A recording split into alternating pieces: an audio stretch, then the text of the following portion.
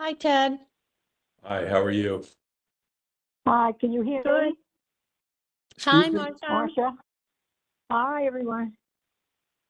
Hi, Marcia and Ted. Hi, Ted. Hi.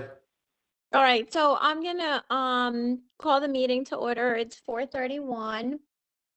On call is Tim, Mike, Ted, Natalie, Marcia, myself, and IT.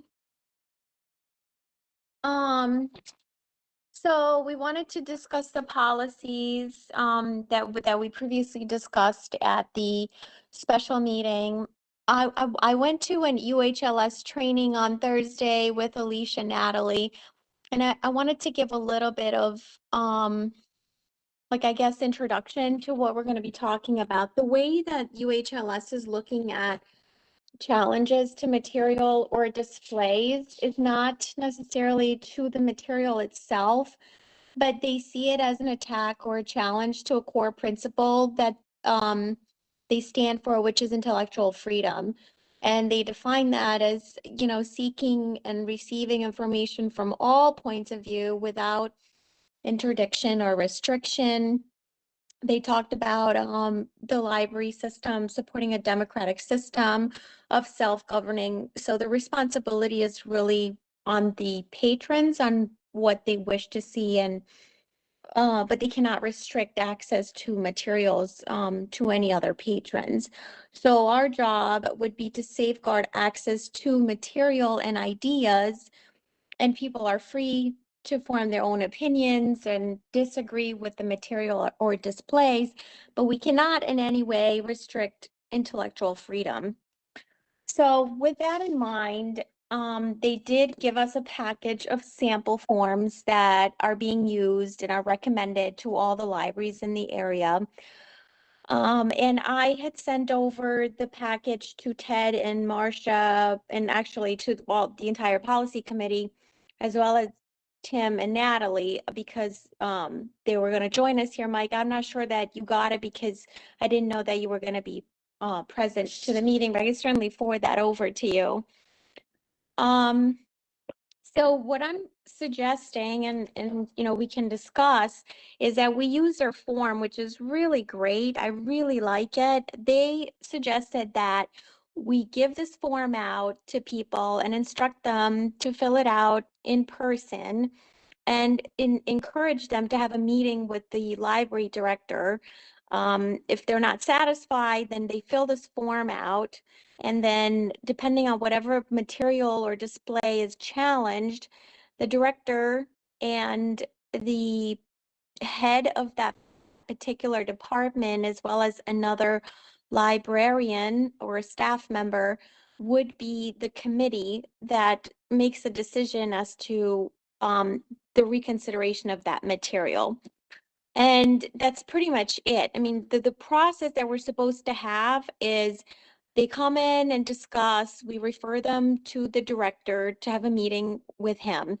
If they're not happy, they fill out this form. They said they give it to us in person. They suggested that this is more personable and it allows them, kind of a opportunity to voice their concern. And then this form, like I said, goes to the committee, which is not an ongoing committee because it really depends on what material or display is challenged. So for example, if the material is in the children's section, then it would be Tim, the head of the children's section, and I guess some other representative of that department. And they would make a decision, which would be in writing. They also gave us sample letters that we can respond with. Obviously would depend on what material is challenged. And then we would send that to the complainant. If at that point they're still not happy, they can come to another meeting and request that we as a board reconsider that decision. But that's not really made a public like we don't really tell the public that this is the process. We give them the form, we tell them the process up to the committee. If they're unhappy, they can come to the board, and then we accept their complaint at that time, and we reconsider it. But UHLS and Tim Burke has really insisted that our job is not to second guess the committee's recommendation. So if the committee formed by Tim and whatever other librarians has recommended that that material be kept in the collection or on display, then we really just are a second eye to make sure that they didn't overstep their duties or talked outside of their responsibilities or use some kind of arbitrary criteria other than the ones listed in our policy. That's our only job. We are not to second guess the professional judgment of the librarians and of the committee itself. So that's the process that they've outlined. I wrote this down. I took copious notes. I'm happy to write down like a summary of the course. I'm not sure if the course was recorded, but there's also slides that were distributed, and I can certainly forward that over to everybody. In terms of the form, Ted and Marcia, have you seen it? I sent it to you this morning. I got it. I did not get it. I mean, I can read it real quick. I like their form better because it really starts with a statement of what the library stands for and how they're going to review the request for reconsideration.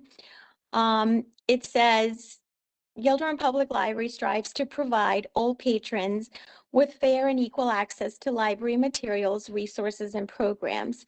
The library's role is to provide opportunities that will allow individuals to freely examine subjects and make their own decisions. The choice of library materials or resources by users is an individual matter.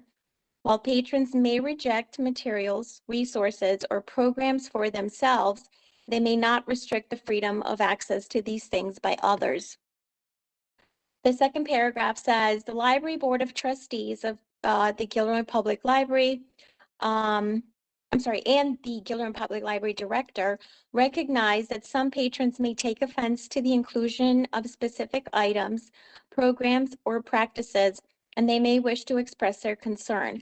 The trustees of the Guilderland Public Library have established a material selection policy, a programming policy, and a display/exhibit policy, and a procedure for gathering input about particular items. If your discussion with members of the library staff has not alleviated your concern, completion of this request form is the next step in that procedure. Submit this form in person to library staff. After submitting the form, we encourage you to also make an appointment to speak with the library director, Tim Wells, by contacting him at his email. And then the form goes on to have, like, I know our form has almost like a grid.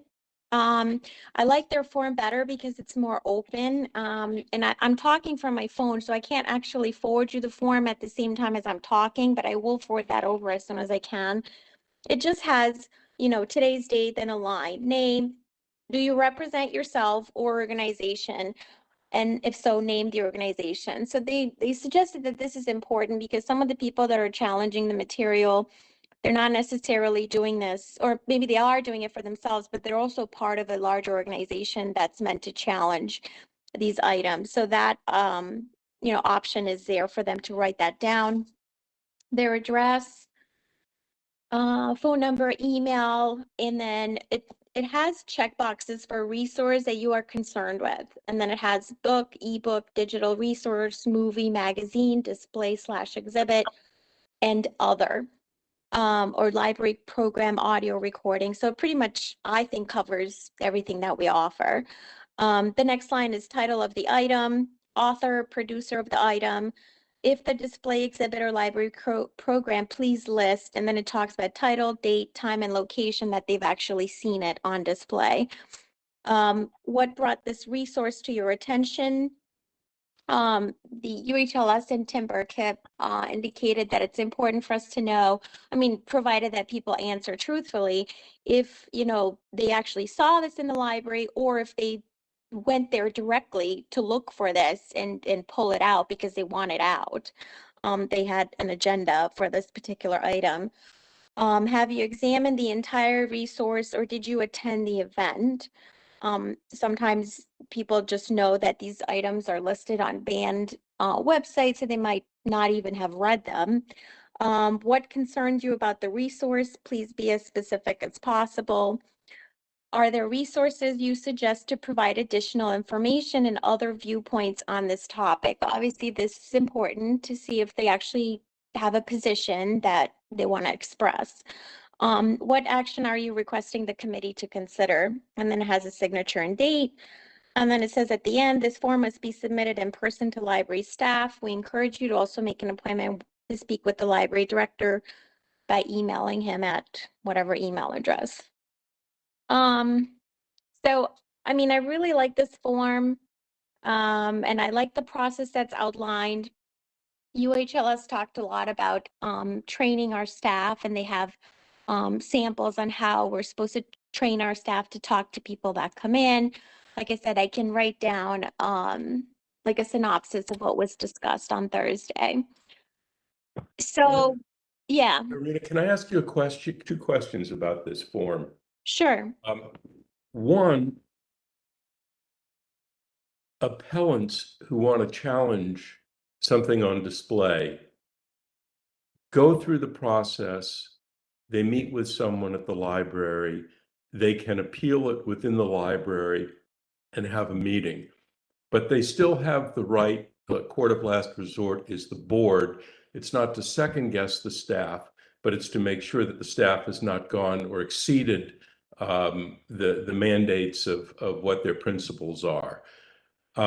One reservation or problem I have, if I've not misunderstood it, is that this form in no place mentions that final appeal. And to me, that feels like a violation of transparency. If in fact there is recourse to the board, then I think it should be included in the form. That's one point. The second point is that the form references the policies with regard to what's on display. Where exactly are those policies? So the policy is the one that was, let me go in order of your points. Number one, I did ask Tim Burke on Thursday, why we're not mentioning the process. Are we not putting it on the form about appealing it to the board? And they're recommending that we leave that off.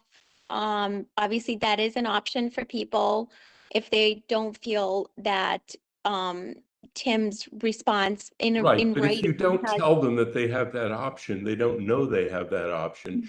If in fact there's an institutional recourse to appeal to the board and we don't disclose it, that's not very transparent. I mean, it either exists or it doesn't. If it does exist, it must be within, the body of the form to inform an appellant. Otherwise, they think it's a dead end if they lose at the library staff level. I mean, if an appeal exists, don't we owe it to them to let them know that that's a final recourse? I mean, I can see that's why I asked him myself the same question. But he said that it's fine to leave it off. Most libraries have Well, I that don't care off. what he Most people. says. I'm talking I know. about what Let me we just, want to yeah, let do me just, and no, let me just. what is consistent with principles of transparency. Yeah, so I just want to tell you what was discussed so you have the full information. From my point of view is I'm not opposed to putting it on the form. We can put it on the form and then we can discuss that right now. That's why we're having the policy meeting. So if that's suggested and we vote on adding that language to the form, I'm not opposed to it. And the second question about the policy with regard to displays, where is that articulated? So the policy that was attached to the email that was sent out with the notice for this particular policy meeting, I think would cover everything. It doesn't specifically say exhibits or displays, but in the top part, it says the term library materials as it occurs in this policy has the widest possible meaning, and an effort is made to cover all subject areas. And then it discusses, the guidelines on how materials are made available to the collection development. So is there a differentiation between what's on display and on the shelf? No. So I kind of feel like we're where we were before with regard to this. That is, if someone appeals, upon which basis is the appeal to rest if we don't have an articulated policy? I'm not necessarily pushing a differentiation between the two, but if the board has not adopted the idea that the same policy exists for display items as for shelf items, I mean, I think that's something that the board might have to take up if in fact they're one and the same. If they're not, then that's something that we have to take up. What I guess my problem on both counts is related to the issue of transparency. Yeah, Norina, Yeah, go ahead, Marcia. I just need some clarification.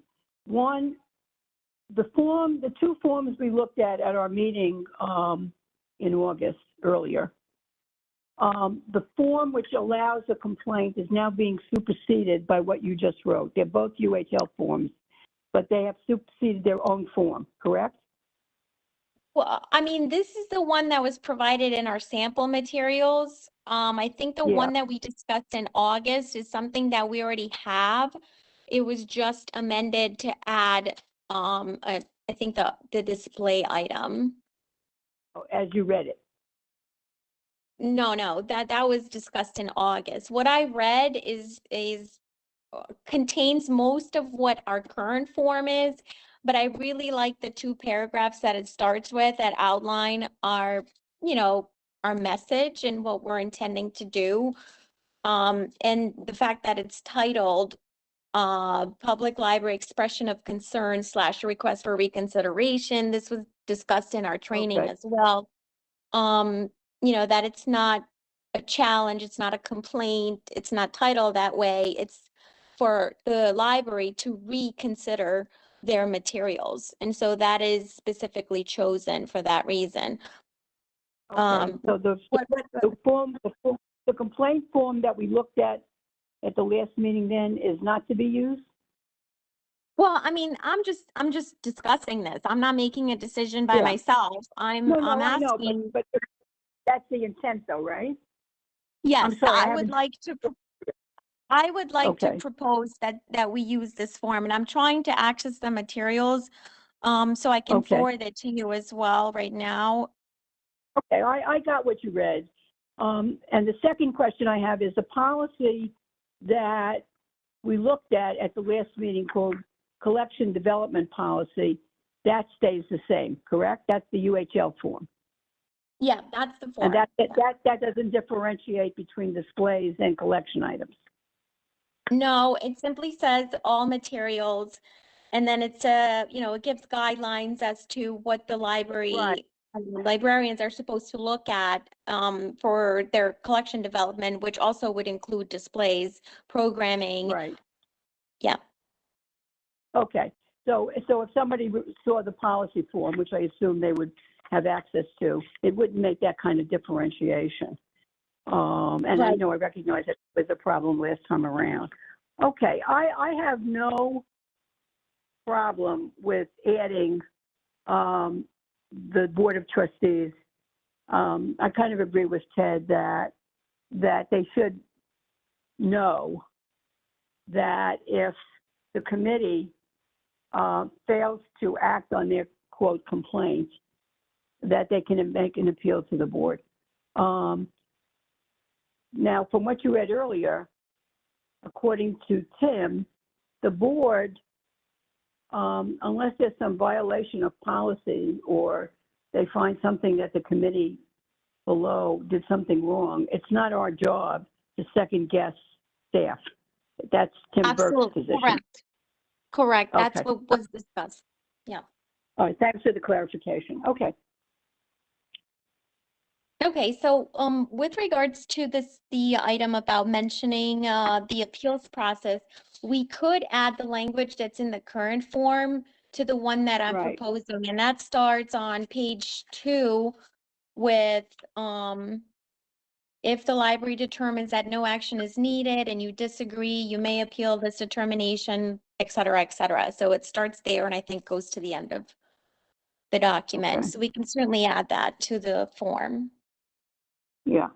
All right, I'm sorry, I just never got what you sent, so, but I got the gist of what you read, so, okay, thank you. And Okay. Narita, is it then, I mean, I would be pleased if that were added, obviously. Yeah. The policy, the criteria by which it would be evaluated then, we're just assuming that there's no breakout between display and shelf. I know I've asked that before and I apologize for being repetitive, but I just want to make sure I understand that if we go forward with this, there's no distinction made. Correct. Okay.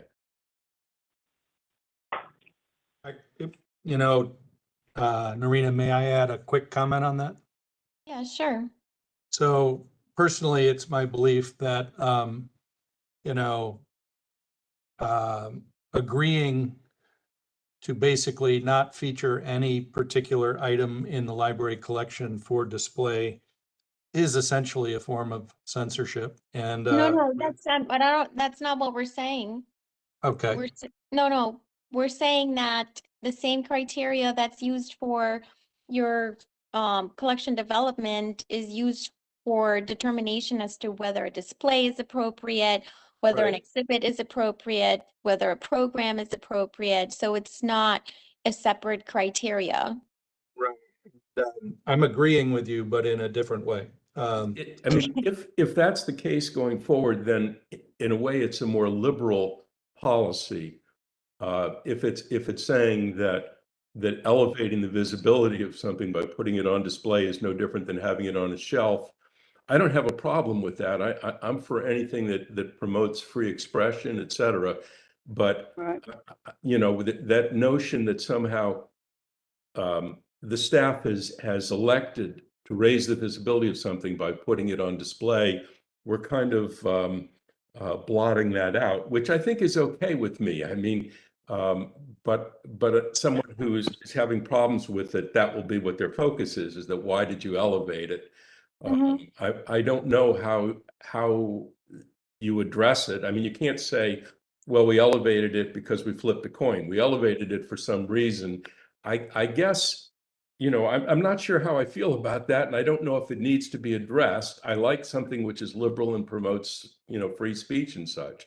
So, I have no problem with that. I'm just wondering whether, I mean, obviously we're kind of dodging what the sensitive part of this is, but, I'd love to know what others think about that. Well, I'm Well, just gonna if say, it's I'm sorry, go ahead, Marina.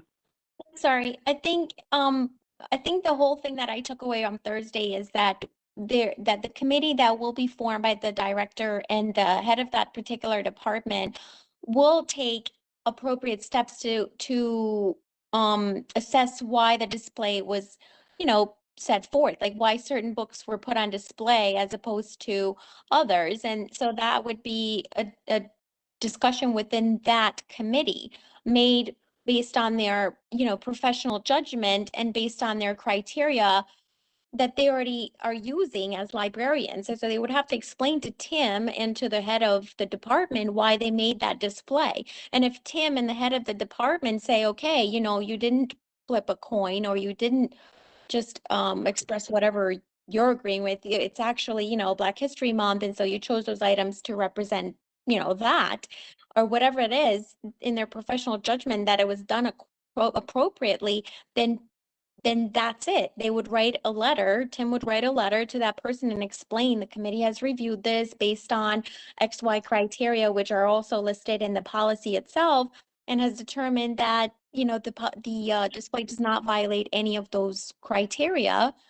And so our determination is to keep the item or whatever, to keep the display or display it again if it's needed to be.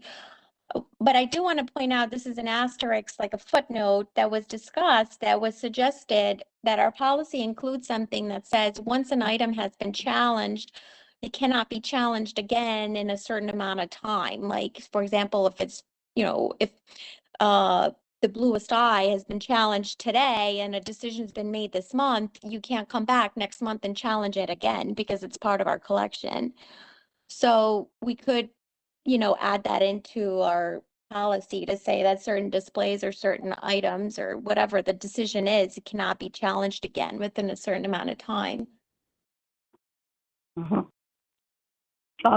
My view is that the policy, as we looked at it the last board meeting and as it now is being proposed, which covers the collection as well as exhibits and displays, is broad enough to cover everything that the library does, either by way of collection, exhibit, or display. I don't think we're going to be able to improve on it. And anybody who has a complaint about any of it will be able to voice that complaint to the committee, Tim and whoever else is on that committee, and discuss the display and discuss the exhibit. And the policy, I think, is broad enough to be able to justify adhering to this policy, and that adhering to the policy covered the exhibit and display. I don't think we're going to be able, because we talked about it for 2.5 hours, if you remember, I don't think we're going to be able to develop, nor should we develop, a separate policy for displays and exhibits. And I remember Mike and Tim were both concerned about that, and I'm not dismissing their concerns. I'm just saying I think the policy is broad enough to cover a complaint made with respect to either one of those things. And the criteria in this policy is broad enough to address an issue raised by someone who has a problem with a display or exhibit. Yeah. I agree. Anybody else have any other comments? Could I, forgive me for asking, but could I hear from Natalie and her view on, I'd love to know what she thinks about this. Hi, can everybody hear me? Yep. So I would agree with Marcia and Ted. I do think that we should put the language from the original form that was proposed at the last meeting about the appeal to the board on the new template form with Upper Hudson. I agree. I do think we should be transparent about that. And I also agree with Norina that we should add language that a challenge, once an item has been challenged and a decision has been made, it can't be challenged again. Well, let's idea of what, Nope, I'm sorry. What if somebody has a different basis for a challenge? I'm sorry, I didn't hear you, Marcia. Can you repeat your question? I said, what if, just for discussion purposes, what if someone has a different basis for a challenge? I don't think they went into that at Upper Hudson, Norina, right? I think it was just no matter what, if an item has been challenged, it can't be challenged again. Yeah, they did not go into details, but they suggested to have that in. Yeah. I mean, I could see where hypothetically, I could see how hypothetically someone could challenge it on various reasons, but I think once the decision is made, the committee has met, has reviewed all the criteria and then decided, for example, that the material meets all that criteria and it shouldn't be challenged again for at least, I don't know, a year, if whatever. I don't know what the period is that we are suggesting. Well, the chances are we wouldn't be having the same displays or exhibits, repetitively. But I mean, I understand the basis of that, namely if a particular group has a particular grudge or sense of, for whatever reason, regarding a particular issue and it's on display, and they decide that they hate it, then repetitive challenges would be a pain in the neck and just be useless. I understand, and would be just trying to stymie the library in its decision. So I get the rationale. I was just putting the question out there. I was wondering if you had any further discussion about it. So No.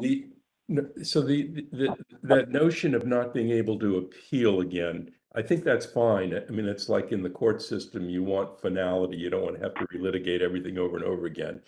But the finality should attach to a specific exhibition, not a specific issue, right?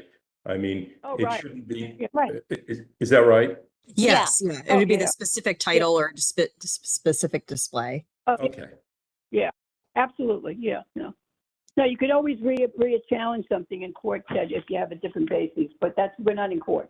So But I was only raising that to see whether there was any discussion with Tim and the Upper Hudson. I'm perfectly okay with not having repetitive challenges on the same exhibit or display, or book, or anything. Okay.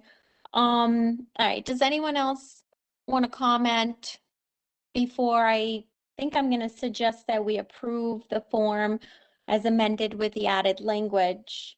Anybody else want to jump in? Just real briefly, I'm not a member of the committee, so I'm not going to be voting on the policy. And I talked. Could you speak up just a bit? I can't hear. Oh, I'm sorry. Can you hear me now? Yes. Okay. I just said I'm not a member of the committee, so I won't be voting on this. And I spoke a lot at the special meeting that we had about this. So I think, I don't want to eat up all the oxygen in the room, but I just want to say, I think, and I think my opinions on this seem to be out of step probably with the vast majority of the other people, but I disagree very strongly with the idea of conflating the collection with displays and programs that the library puts on. I think they're very different, both as a legal matter, which I could get into, but I don't need to spend everybody's time right now, but as a legal matter and just as a matter of policy, good governance of the library. I think they've raised very distinct and very different issues. They're legally very, very different. And I don't like the conflation of the two and treating them as if challenges to one are equivalent to challenges to the other. And that leads me to have a lot of concerns about the way that, we're talking about doing this and the process. But again, I don't want to eat up all the oxygen in the room. And I believe I'm probably out of step with the rest of the committee, if not the whole board on this. Michael, is there any kind of, probably not, but is there any kind of fix that would address your concerns, which I also acknowledge the legitimacy of, but is short of developing one of those incredibly complicated policy statements, which is amazingly elusive, is there some kind of simpler fix that would satisfy you? So here's my big concern with the conflation, right? Is it conflates on one hand, right? There is First Amendment or free speech type values or whatever, the idea of providing the broadest range of views and range of things for people to draw on. There's as a legal matter, there is it's limited, but there is case law all the way from the Supreme Court from a case back in 1982 that said that there are First Amendment limits on libraries excluding certain materials on the basis of viewpoint. So there is kind of some legal basis there, even though that case itself has been criticized for decades as being not really reconcilable with the rest of the First Amendment jurisprudence. But leave that aside. There's an issue of with the collection, we can say, look, there's First Amendment issues, or at least values involved in trying to provide the broadest amount and range of materials, viewpoints, opinions, etc. in the library, regardless of if some of them offend some people. We're just trying to put all these things out here and people can use what they want. When it comes to things that are placed on display, specific programs that the library chooses to put on, those are not the speech of, those are not a venue for outside speech. That's the library putting forth its own message. And many of those messages that are put forward may be either completely innocuous or things that, the vast majority of people would just, not even blink an eye at, but they are the library's message. And they fall, as a legal matter, they fall under the category of government speech. The library is a public entity. It's taking tax money to fund what it's doing. This is the speech of the library. It's government speech. Now, in expressing the views it chooses to put forth, what it wants to put on display, what it thinks is worth putting forward, it has an enormous amount of freedom legally to do that. The library can. There's no requirement that the library be viewpoint neutral or present all sides of all issues in the views that it wants to express as a speaker, not as a repository for other people's speech, but as its own, putting its own message out there. It has the right to do that. The issue that I have is when you conflate this with the collection as a whole and with these First Amendment values, you end up, I feel, and I have a big issue with the way that, and this is not limited to us here or UHLS, but it's the way ALA and a lot of people have tried to conflate these, is it's putting forth the idea, well, the library is in this privileged position where it is allowed to put forward its opinions, whatever positions it wants to promote, even if these are on divisive or controversial issues, And anyone that wants to complain about that is a censor or is depriving the public of the value of free expression. And the analogy I would use, and we look at the library differently because the Could you move up to the mic again? You're Yes. fading a bit. I'm sorry. The the core, the traditional, thing we think about of libraries, the collection, the books that and things that it has that people can take out, right? We think of that, well, the library is not the speaker. They put things, even if they might be offensive to people, even if it's not opinions the librarians agree with or whatever, this is all there. It's all part of the collection. It's all available. But that same principle just simply doesn't apply when it's the library putting forth, like basically elevating things as, to present them to the public. And and the analogy I'd use is, other government entities, these situations, it may be much more obvious, right? If the board of the town of Guilderland, right? If they decide we want to promote certain values in Guilderland and we're going to put up signage around the time, welcome to Guilderland, we believe whatever, and maybe some of those are innocuous, Guilderland a great place to live, maybe some of them take a stand on divisive topics. Many localities, on various different issues have chosen to do that, to speak out as a local government entity on issues of public concern, issues that are divisive. They could do that. They're free to do that. They have the right as a government to do that. But the people, the members of that, the populace also have every right to disapprove of that and to voice their disapproval and to tell the town, we disapprove. We don't like you making these statements in our name as our representatives. We want you to stop. And it's the same thing here. The library can put forth these messages through putting displays, but the public has every right to come forth and say, we disagree and we want you to stop. And that's not acting as a censor, it's just disagreeing with the substantive messages the library is putting out. So is there any kind of fix for this that you see? I'm sorry, Marcia. That's the complaint. I'm sorry. That's the complaint process. That would be the complaint process. You're right. People have a right to complain, and they have a vehicle for doing so. They do, and they have that right already, because they can always, anybody can submit something in writing or come to the board and complain or whatever. But what I complain about is, or what my concern is just the conflating it with the saying that the policy addresses this, right? The policy addresses the broadest range of views and opinions and that for the collection purposes, right? And displays and programs and things like that don't raise the same concerns. So anyway, I don't want to. The State Museum has a library. The State Museum has a library. I'm sorry. Go ahead, Narita. No, go ahead, Marcia, and then I'll be able to respond a little bit to Mike, and then we'll have to take a vote. I don't want to be another 2.5 hours. We've been around the block, but the State Museum has a library, and it also has displays all the time. Some of them may be objected to by the public. Some may not. When in terms of making choices, when you have a collection, the library staff makes choices about books all the time. They did not, for whatever reason, decide they didn't want to have a book on the shelf, or they do want to have a book on the shelf. You're right, it's not as conspicuous as a display or an exhibit, but I think the policy that exists now is certainly able, and I think the staff is able, to field any problem anyone might have with a display or an exhibit. And I see a distinction, but I don't see how this policy is going to, or any policy that distinguishes between the two, is going to improve on the policy we now have. So I don't want to be argumentative, and I'll let Narita speak. I wasn't at the meeting, but we're sort of redoing this all over again, which is fine. And I think at the board meeting, I mean, this is a policy committee who will put forth a recommendation one way or another, and then we'll go around the block again at the board. So I respect your opinion, Mike. I just don't particularly agree with it. That's all.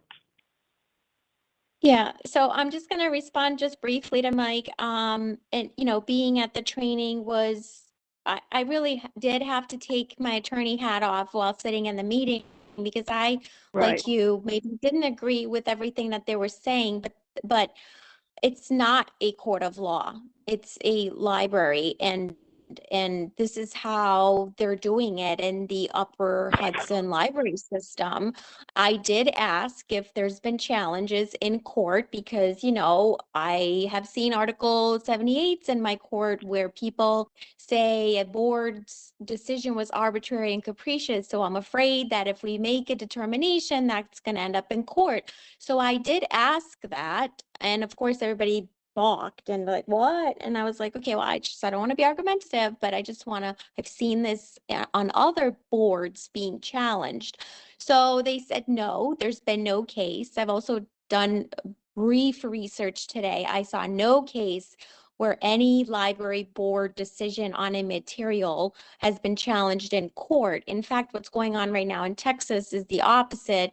A Right. school library's decision to remove certain items from the library is being challenged as suppressing the First Amendment right of free speech. So I've seen nothing saying that if we decide to keep an item on display, that we're going to be sued, etc. So I'm not particularly concerned in that way. I do want to mention that in regards to a range of views, like because I brought Ted's point up at our training where he said, well, should we put all of the items on display? If we put on one position, should we put the other position on display? And they said, no, you can simply say that the people who want to find out more information about whatever other side of the topic, the librarians are there, the reference librarians are there. They can certainly point them to materials that would address whatever side of the issue they're on, and we would have that in our collection. So in that case, we are providing a wide range of materials with a different variety of views on certain things. And then I think what I wanted to say also is that you equating us to a quasi municipality, I guess, just the way that the board for the town is elected, people have a right not to elect them again. We are elected. So if the board, you know, the people are not happy with the board, they can just re-elect. I mean, that goes to basic, you know, democratic process, which is what UHLS talked about at our training, that it is a democratic system of self-governance. And so the responsibility is on the electorate to make that decision. If they're not happy with how the library functions and the board makes its decision, they are definitely welcome to choose other board members at the next election. So having said that, you know, I can let you respond, Mike, if you want. I don't want you to think that I'm cutting you off. I just wanted to respond with the stuff I got from the training. Again, I don't want to take a lot of time. I don't think, as far as, you know, most of what you said there, I don't think I disagree with any of it, but I don't think it's responsive to the issue about the conflation between displays and collection material. And I agree that I've also tried to research challenges to library displays, and I was not able to find any case, you know, involving any successful challenge to a library display. I don't think that's an issue. I brought that issue up when we had the special meeting because I was told we need to do this because there's legal risk, and we told there's legal risk involved. And I expressed skepticism then that this was a real risk, and I still don't think it is. But I don't think that goes to whether or not our policy is and again, I don't want to take up too much time here. I think I've said my piece, I guess. Okay. Well, Natalie's got her hand up. Oh, I'm sorry. I can't see that on my phone. Go ahead, Natalie. I don't know, I don't want to, make the discussion any longer than it needs to be, but I just wanted to point out to Mike's concern about, conflating all the items together in one policy. Upper Hudson did suggest there were two ways we could do this. We could do everything in the collection development policy, which is what we're currently doing, but they also provided templates for us for policies for everything. So a programming policy, a display policy, an exhibit case policy, so we could also go that route as well, if you wanted, if that would make everybody feel that we're covering all of our bases. So I just wanted to point that out, that there is an option. We can do one policy for everything or separate policies. Okay, why don't we Yeah, look at it's that at the next board meeting? Yep. Yeah, I did look at that briefly in the materials. I thought it was, particularly personally way too detailed and Could you speak having it louder, so. Norina? Yeah, I looked at that briefly in the templates, and I'm happy to forward that over to everyone. I thought it was too detailed, and you're just creating way more work when the criteria is really the same. But Yeah. I do see Mike's point about elevating something, you know, displaying something other that may, not jive with people's views. I do think that the librarians, as I said before, they're trained in being, on current issues and what's going on, and they have certain professional obligations. So I think they do follow that criteria when they choose the display. And as long as the committee meets and decides, they didn't do it willy-nilly or flipping a coin, I still think it's a proper process. All right, so I'm gonna say this is where I'm proposing you can vote on it. Everything will go to the board. What I'm suggesting is that we propose this sample form that I read to you with the addition of the language about if they're not happy with the action of the committee, they can appeal to the Board of Trustees and then take that language from the current form and add it to this sample form. And then in terms of policy, I would recommend the one that was circulated to us at that. Do you want a motion? Wait, Norina, I just want to say one thing. I think Mike is definitely, I think he's right. I agree with him wholeheartedly, but I don't want to derail this process. You cut off because I'm getting a I call can't and think, you cut I off. Can can't you speak think up? of a solution, a verbal solution, a neat verbal solution to address it. But I totally recognize his concern. And to me, and this is a non-legal response, but to me, Natalie and Tim and the staff, the most important thing out of this for me, it's not what's on paper, but what happens in the library, and whether the attitude towards complainants is one of being truly open-minded and listening, as opposed to being defensive or concerned about litigation or whatever. That reception, if it's legitimate and genuine, I think it doesn't really address Michael's concerns, but it may go a distance to addressing mine, because I do have a little fear that once something is selected and put on display, there's a natural inclination to defend it and support it. And I would like to imagine that if a complainant comes in, they're met with a genuinely open mind. That's the last thing I wanted to say. Yeah. Can you hear me okay? I was having trouble before. Can you hear me? I can now. Okay. So yeah, and I think what was discussed at the training was definitely to being open to the patrons that come in and talk. I mean, it was definitely recommended that they meet with the director face to face, make an appointment, talk to the director, express your concerns. We're willing to listen. So there's a certain training that is recommended for all of the staff. And I mean, they spoke to from the director all the way to the maintenance personnel. People could complain to a page, and the page needs to be trained as to how to respond to that, and not belittle the patron or dismiss the patron or say something inappropriate. So that is something that I don't think it's a policy committee discussion, but Natalie was there, and I'm sure she took notes, and that was recommended that everyone be trained on this issue. And be very, very open to whatever the patron is saying.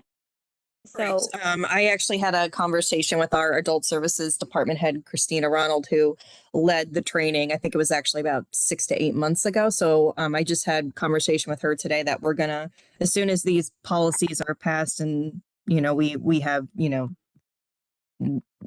policies to go from, we're gonna do another staff training. Yeah, and then they suggested that they do this on a regular basis. Like if they have staff development, that this be one of the staff development training that is done every year.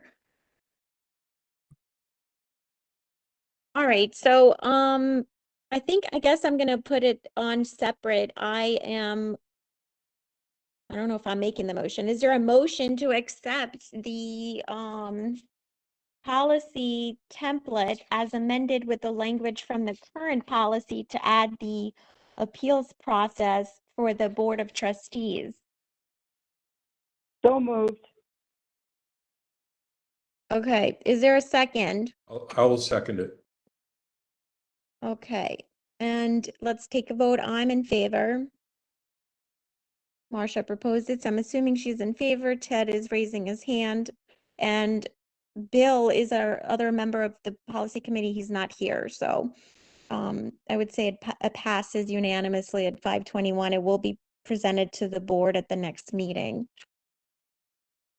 And then the second motion, if anyone wants to make it, is to accept the policy that was circulated to the policy committee. I think as it stands right now, I don't know what to call it. Natalie, is it the collection development policy? Correct. Yep. That's it. I'll move it. Okay, is there a second? I think I can second. If nobody else does. And let's take a vote. I'm in favor. Chad is in Aye. favor. Marcia, did you say something? You're in favor? I said I'm in favor. Okay. Okay, so we'll present that to the board as well at the next meeting, passes at 522. Is there anything else we need to discuss?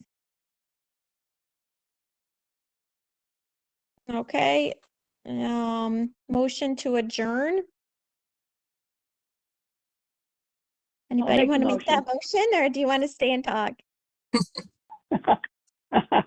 I'll make the motion. Okay, I'll second. All in favor? Aye. Ted? Yeah. There we go. 523. We're adjourned. I will forward the materials to you, Mike, if you want to see them that we got from the training. That would be great. Thanks. Okay. Yeah, no, Awesome. Rena, I got nothing, so if you could forward the materials to me, I'd appreciate it. Yeah, I thought I did, Marcia. What's the email address I should use? The library one is fine. Okay. Or- Yeah, I forwarded yeah. it to the policy committee, but I'll send it to you again. And Okay, thank you. if anybody is trying to reach me for any reason, the best email is my name, Tedgup, TEDGUP, @gmail.com. I say that because I have 5 different emails, and I have to check one is my go-to, and that's it. And my phone number you have, I think, 216-272-9930. I am almost always in touch and reachable, so don't hesitate. Okay, thank you so much. Bye-bye. All right, everyone. Have a Thanks, good day. everyone. You too. Bye-bye, everyone. Bye.